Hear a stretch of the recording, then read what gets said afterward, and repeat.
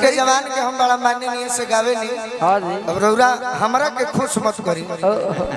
हम चेहरा देख लेब कि के हमारे कौन गाना सुन। ये पहले हम गाना रहे रिटायर हो गइल बेटा। मेजर तनी दे। अच्छा ना सुनल चाहे सुन लेब तो कहे अच्छा लगे। बहुत ही संगीत होला। अभी कल हमार गाना एगो रिलीज हुई। मेहरारू को तरीके देखी कलयुग के हाल जानो तनी हम ही ऐसा गानी के रौरा से प्रेम करे नहीं रौरा बाहर से आवत नहीं कह तरीकी ढेर लोग नहीं खे बर्दाश्त करत आग के ढेर लोग नहीं खे बर्दाश्त करत आग के बियहल में हरियो शादी करत तारी भाग के बियहल में हरिया ढेर लोग नहीं खे बर्दाश्त करत आग के ढेर लोग नहीं खे बर्दाश्त करत आग के अरे बियहल में हरियो शादी करत तारी भाग के बियहल में हरिया शादी करत तारी भाग के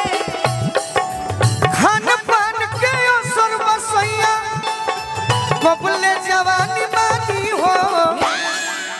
का कहीं सैया हो मही ऐसन बानी हो तोहरे प्यार लायो फियो तोर सतानी हो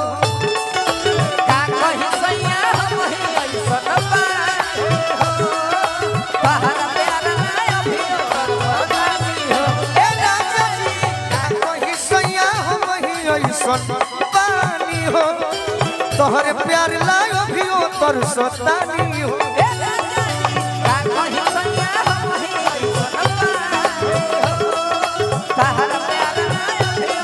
कहतारी कि पुरवा पवनवा अरे मन बहकावे नींद न आवे रात में नींद न आवे रात में हो नींद न आवे रात में मर्द के सुख मिले ना तो बहु राजा हो दाल भात में हो दाल भात में हो दाल भात पुरवा पवनवा मन बहकावे अरे नींद न आवे रात में मर्द के सुख मिले ना कबहू राजा हो दाल भात में अच्छा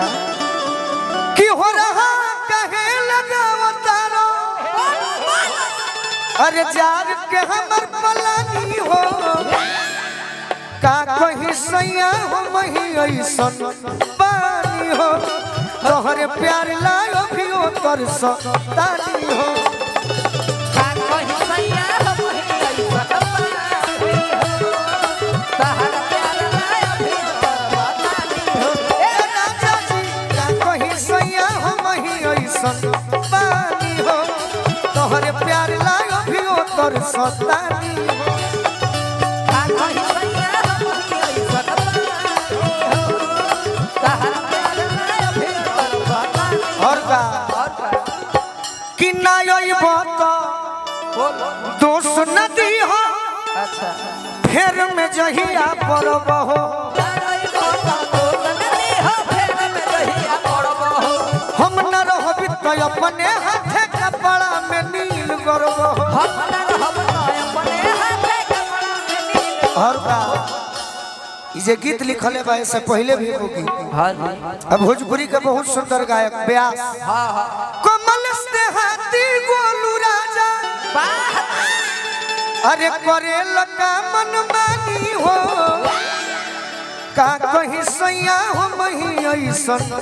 बानी हो तोहरे प्यार लायो फियो तोर सतानी हो का कहीं सैया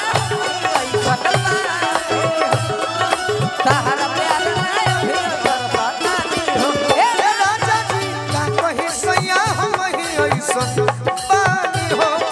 तोहरे प्यार लायो फियो तोर सतानी हो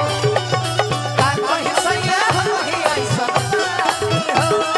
तोहर प्यार लायो फियो तोर सतानी हो अरे का कहीं सैया हो मही ऐसन बानी हो तोहरे प्यार